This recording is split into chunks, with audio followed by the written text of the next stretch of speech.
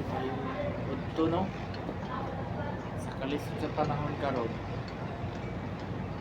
kay mahal na kita palito no tungod sa gubat tali sa US, Israel o sa Iran. So di mahal ang gasolina,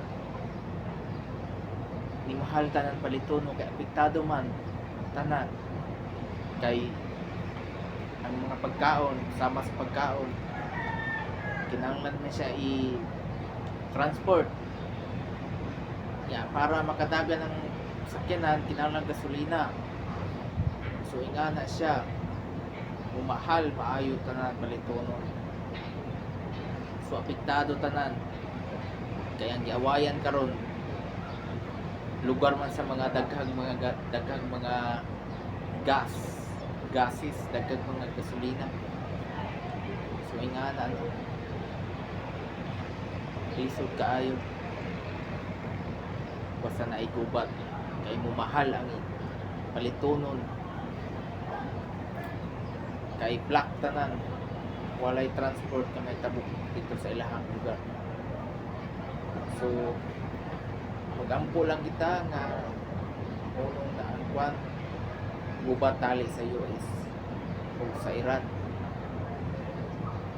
inaot nga kani dili kayo magdugay ang gubat nila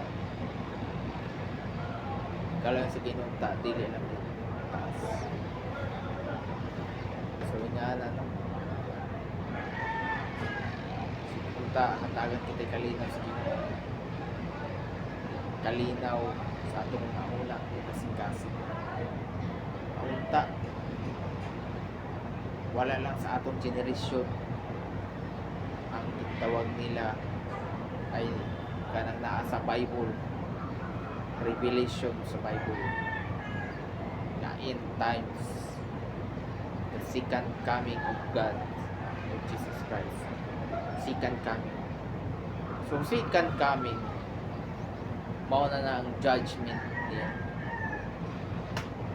dira na mo ang judgment ug si Satanas gamay na mali oras diri sa kalibutan. So grabe iya panintal karon sa mga tao. So na sa atong revelation as si Satanas gamay na lang niya ang oras diri sa kalibutan. Okay ba mo nga ang usa ka adlaw sa Ginoo usa ka libo ka tuig diri sa mga tao sa tuwa usa ka libo ka tuig sa iya usara ng adlaw. So kung moabot ang Ginoo moabot si Jesus Christ muna anay ang mga antichrist. So karon daghan na kay mga antichrist kanang kontra ni Jesus Christ di mo to Bible sa mga antichrist na sila kanang atheist antichrist na sila kanang sa North Korea antichrist na sila. So ang pag-ari ni Jesus Christ wa ta kay baw kanang sa siya balik diri sa kalibutan. So ang atoa lang gayon nga maghimo ta og maayo sa atong sigkatao magbuhat ta og maayo kay para maluwas kita og motuo ta kay Jesus Christ na siya maluluwas o giluwas kita niya sa atong mga sala para makauban nato siya sa lahat ng tubod. So kita hatagan kita og dugang kusog nga makikwisog sa mga tentasyon diri sa kalibutan o mga kasakit diri sa kalibutan no ta maato ra ma-overcome na to ang ato mga pag-antos diri sa kalibutan. Hatagan taog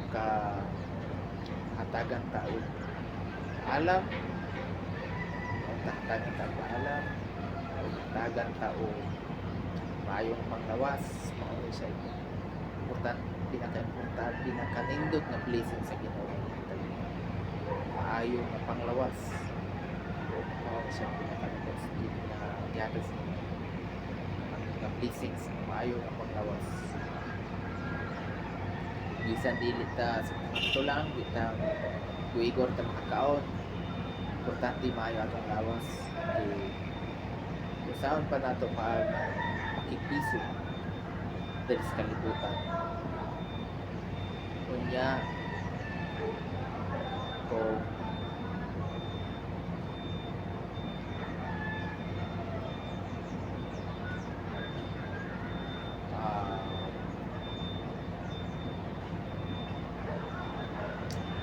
nindot kayo no kung paminaw lang kita sa pulong sa Ginoo na sa Biblia, nindot kayo wala tay mawala na to ang mga kabalaka, mawala ta ang kabalaka, mga kanang gitawag nilang anxiety, depression, daghang mga na-depress karon ng mga generation tungkol sa social media o ubat pa tungkol kay wala sila pagtuo kay Jesus Christ. So noon akong ikasulti sa mga depressed kanto naghunong sila kabalino sila kinabuhi ta wala na yung may tagupaw ta sali ng sa Ginoo na maura gid akong katambag sa mga naminaw karon asa man mo karon labi sa mga Pilipinas karon kay maura sila nakasabot no. So samtang gatan ako dali sa mga palibot nindot kayo ang imo sa Ginoo kani mga panganod kani langit. So nindot kayo ang pagka-landscape. So ingani ka gamhan ng Ginoo mo niyang creation, best skies represents His glorious creation. So nga lang kana day mga langit kani makita nato sa atong visible eyes, mao na siya gitawag nga glorious creation sa Ginoo. Mao na ang iyaha himaya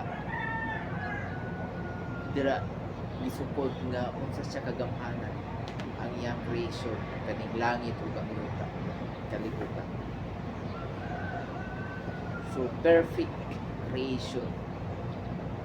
So gitawag po siya diri sa kalibutanon na intelligent designer, King of Kings,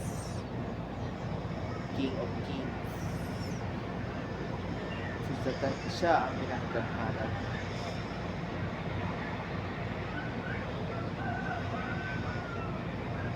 So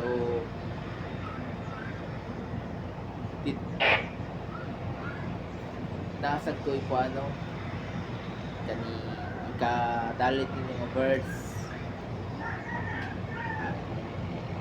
Jeremiah 29 verse 11 naging dito nga tungod kay naa ako'y plano kaninyo sulti sa Ginoo, hatagan ko kamo og kinabuhi, for I have plans for you, declares the Lord.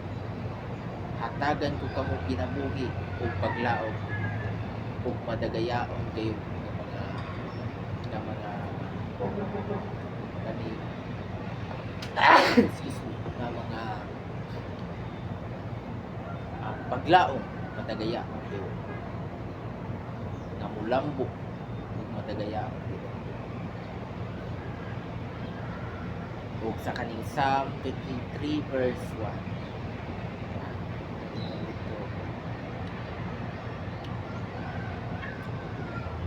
Psalm 53 verse 1.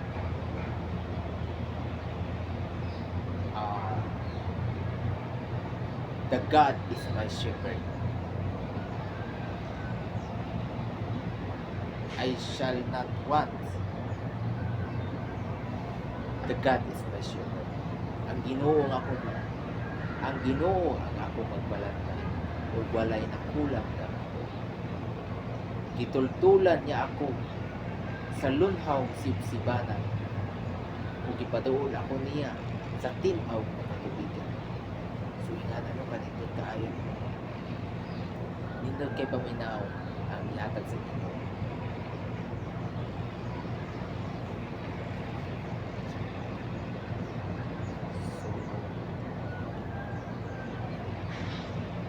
Nindot kayo basta nindot kayo siya paminaw, nindot kayo siya paminaw, nindot kayo siya isulti o maka kung sa imong nauna kung sa kamayo ang imo. So maura ng ating Bible discussion karong adlaw. So bye bye.